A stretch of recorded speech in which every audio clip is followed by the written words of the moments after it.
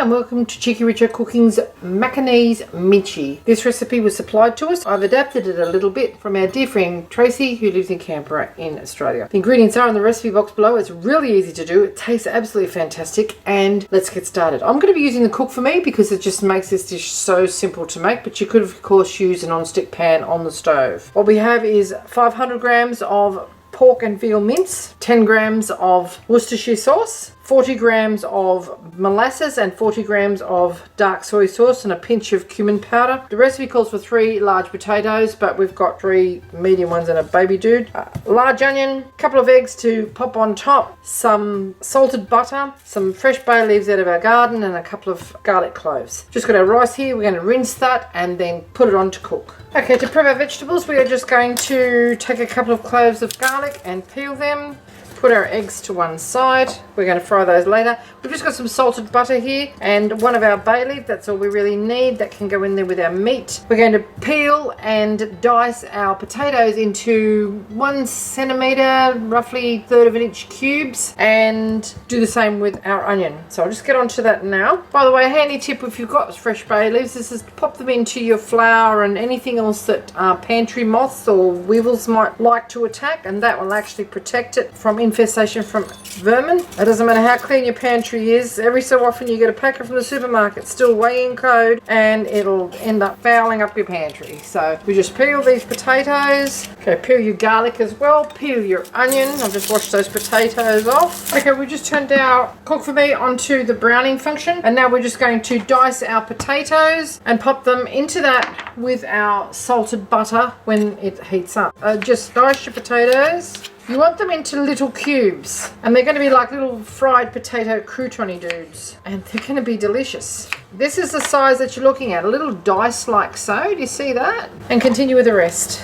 Okay, our Cook4Me has come to temperature now. We're just going to pop in our butter and you'll hear it sizzle pretty well straight away. We're going to add our little potato cubes now, and they can have a little brownathon with a bit of veggie salt or just regular salt. Give them a good toss around. Keep them stirring so they don't burn onto the bottom. They won't stick because it's a beautiful surface. And while that's happening, we're just going to cut our onion, same sort of dice. This won't be going in with the potatoes, it'll be going in a bit later on, but we've got it all ready to go then. Just finally slice our garlic as well. Give this a bit of a stir around. You'll see it'll start to get a bit of nice colour on it. I'm using a slotted silicone spoon, and when I scoop this out later, it'll drain all that fat away, and it won't damage the surface on my Tefal Cook4Me.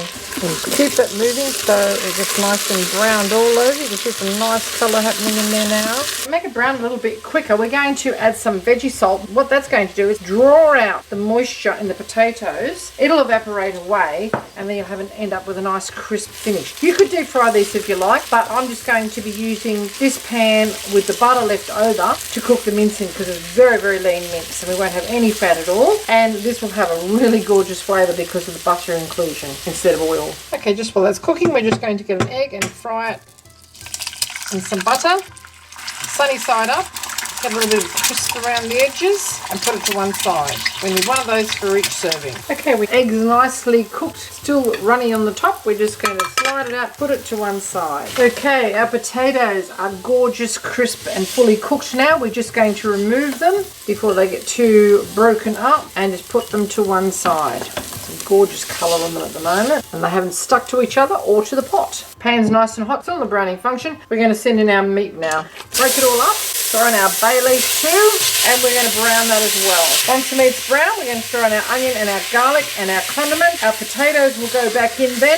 Our rice is already cooked and keeping warm. We will remove the bay leaf once it's done its job of imparting all of its luscious flavours into that dish. And look at what we have here. Look at all that lovely colour on there. It's absolutely beautiful. And you can see there's just about no fat in the bottom of that pan at all. It's starting to spit a bit because it's actually expelled all of the excess moisture. Now we're going to send in our onions. Now they will introduce a bit more moisture to the mix, but they'll also add sweetness. Our garlic can go in now. It's still just on the browning function. Give that a good stir around. Now this isn't a very wet dish, it's really quite dry, and you have it with your boiled rice and it's delicious. So I'm going to have with a bit of sriracha chili sauce, but Richo will probably have tomato, knowing him. Okay, we're just going to add our pinch of cumin now.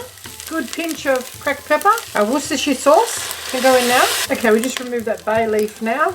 You can see our onion is really quite translucent. Little pieces of meat are really quite crisp and brown. We're going to add our soy sauce now, and that'll sizzle away. That's our extra salt. And we're also going to add our molasses. You could use treacle, you could use golden syrup, you could use honey if you didn't have molasses. And that's going to get a lovely, rich, sweet, sort of smoky flavour. Now we toss our potatoes back in there now. And once our eggs are cooked, that is ready to serve.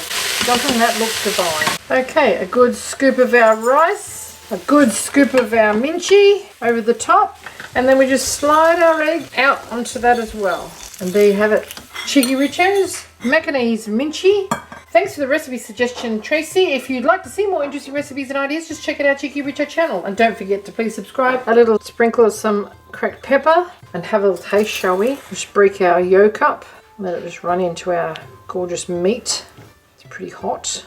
Get some rice and some of our minchi and our egg. Look at that. Oh, there's so much flavour in that. It's sweet, salty, little bit of texture in the onions. The meat's quite crunchy, and the egg is lovely and gooey, and you've got some nice soft fluffy rice there. Thanks for watching, and thank you, Tracy. We're really going to enjoy our lunch.